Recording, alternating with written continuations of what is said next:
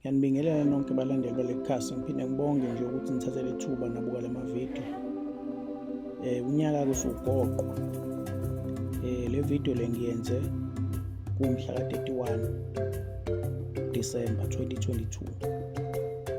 Akusasa sizoqala unyaka omusha. Ngithe-ke nonke nina abalandeli balekhasi, ake ngininikeze impande okanye umuthi, ngilithakele umuthi. Niyazi-ke nani lo iqale le channel besingakaze siwuthaka umuthi nje uhlanganisiwe, kepha sikhuluma ngemithi lana ngamunye ngamunye nemisebenzi yayo. Kodwa namhlanje ngithe ake ngilihlanganisele nje induku. Lo muthi ke ngizokukhipha namhlanje iwona kuzoba umhlahlandlela ukuthi ngisengaqhubeka yini nokuthi ngikhiphele imithi ethakiwe. Ngizobona ngani umfutho okanye ngama-views azoba kuyona le video le. Uma ube nama-views kanye nama-comment amaningi, nayishare ivideo iy'ndawo ngey'ndawo, ngizobe sengikwazi ukuthi ngiqhubeke njalo ngiphinde nginenzele amavidiyo emithi kanje ehlanganisiwe. Namhlanje ngizokwenza leyo lento yokuqala ngqa bengakaze ngiyenze ukuthi ngikhiphe inamba yami, ukuthi ufuna nje ulwazi kabanzi, ufuna ukubuza nje ukuthize mayelana nemithi, angifonele kuyona. Iyona namba engitholakala kuyona. Le namba-ke nayi la escreening ngiyayibona la. Iyona-ke ningangishayela ningithole kuyona. Ake siqale-ke sithake lo muthi. La ngizobopha induku la. Induku ukuthi uma ngabe kuke kwakhona umuntu ohleba ngawe, abuye azokutshela. Noma ngasabuyanga yena uqobo, kodwa obekhona lapho, abuye aphahluke, oyizwile indaba, abuye aphahluke azokutshela. Athi hayi bengithi angikutshele nje, noma ungatsheli umuntu nawe, kodwa sikhulunywe kwathiwa. Induku le yokuthi abantu bangakhuluma izinto ezimbi ngawe, ngoba kwesinye isikhathi uthola ukuthi izitha mhlambe kade zihlanganisa ziplana ukuthi hayi ubani sizombamba ngosuku olukuthi noma sizomshaya ngosuku olukuthi. Kodwa uma udle le nduku uyakwazi ukuthi kusuke noma oyedwa belapho, okanye yona impela inkabi ethunyiwe ibuye izokutshela ukuthi hayi wena kuthiwa sizokubulala, noma wena kuthiwa sikwenze kanje. Nanoma ngakuthiwa-ke nje mhlambe kukhona okade ekhuluma kabi ngawe, obekhona lapho, noma yena iqobo lakhe lobe kade ekhuluma kabi, uzobuya aphahluke athi uyazi bese ngikuplanela ukuthi mhlawumbe athi hayi ngiyadlala, kodwa ukukhuluma nje into ekuyiyona ngampela, hayi ngoba edlala. Usephushwe ile mpande le ukuthi akakutshele into ekhulunywe ngawe le ekhona, noma into abeyikhuluma ngawe ngale ehleba. Nanku-ke lo muthi ume kanje.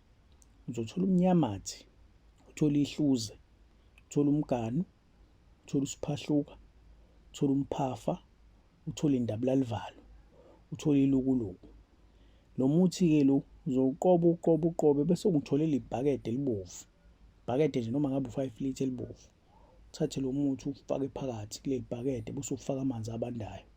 Bese uyawulinda nje lo muthi uthi ukukhala noma uthi ukukhipha ukuba umuthi, ubukhiphele emanzini aze ashintshe amanzi umbala.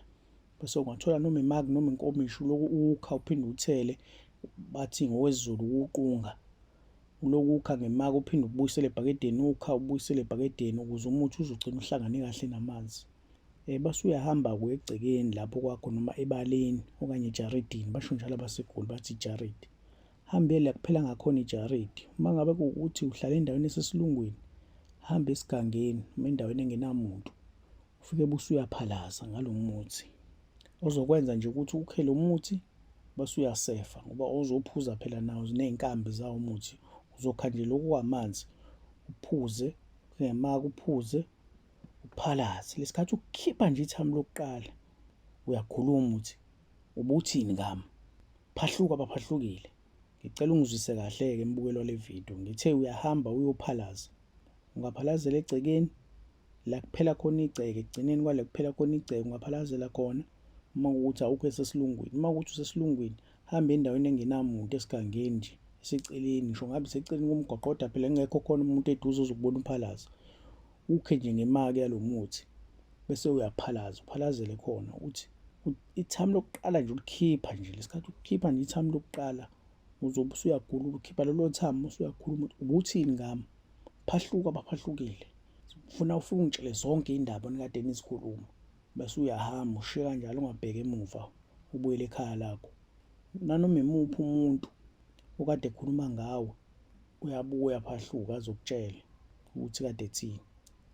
Lo muthi-ke lona usebenzisa iy'nsuku ibe 3, kushuthi uya kathathu endaweni esesigangeni uhamba uphalaza kanjalo ukhuluma njengoba ngabe sengichazile ngaphezulu. Kufuna ukwenze lokhu kathathu, ungakwenzi ka4, ungakwenzi kabili, ungakwenzi kanye, wenze kathathu.